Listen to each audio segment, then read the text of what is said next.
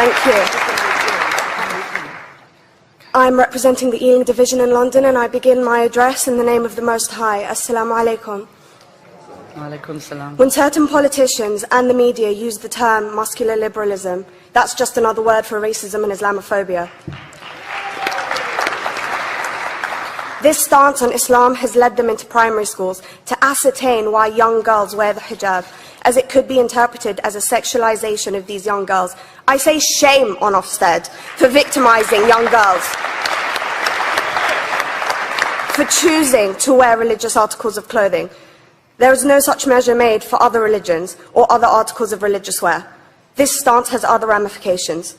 It signals to the British public and emboldens groups such as EDL, BNP and other fascist and racist groups that women are oppressed by Islam, are made insubordinate to the men that supposedly forced them to wear it, and that it is the job of the British state to liberate us.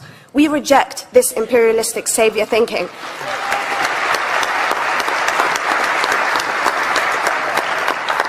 And I am here to state for all people who choose to practice their beliefs openly that we are not oppressed by our faith. The Quran beautifully states, "La ikraha fid din," which translates to, "There is no compulsion in religion."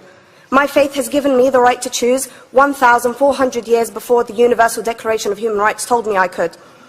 A fun fact for you, conference. My dad didn't want me to wear the hijab. I chose to. Those of faith, thank you. Those of faith should have the right to choose to wear their articles of faith. Sikhs wearing the turban, Jews wearing the kippah, or Christians wearing the crucifix. Practicing my right to freedom of expression through the hijab empowers me and other women like me to know that we are able to make decisions for ourselves. Through the hijab, women like me feel empowered to overcome the social expectations of sexualization that is relevant and has currently resulted in many cases of anxiety and worse. I can speak for myself and others like me. At school, I was able to focus more on the thoughts that were running through my mind than how good I looked to the world. The NUT has supported a woman's right to choose when it comes to pregnancy. I want conference to support my right to wear the hijab.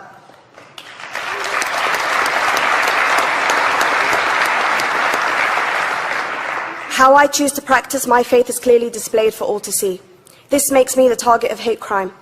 The level of racist attacks on Muslim women is disproportionate to any other oppressed group in British society because we are an easy target.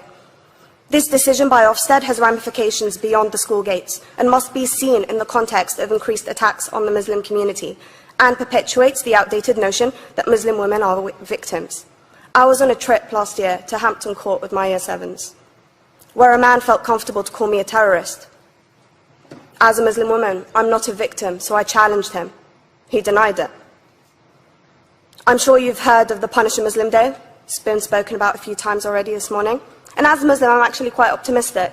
They're trying to limit it to one day. That's 364 less than normal.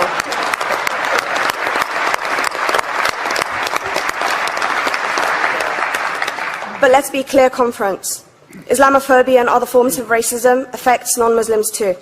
If we don't challenge this stance as a collective, we may turn into a society like France, where women are forced by the law to choose between their faith and their education, their faith and their right to work in the public sector, their faith and their right to enjoy a day out by the seaside with their families. I want to end by stating that I came to this country as an 8-year-old refugee. We are Palestinians, forced out of our land in 1948. We lived in third world conditions, similar to those in Calais for 60 years. Here, I received the support I needed to study law at university and become a secondary school citizenship and PSHE teacher and a school rep.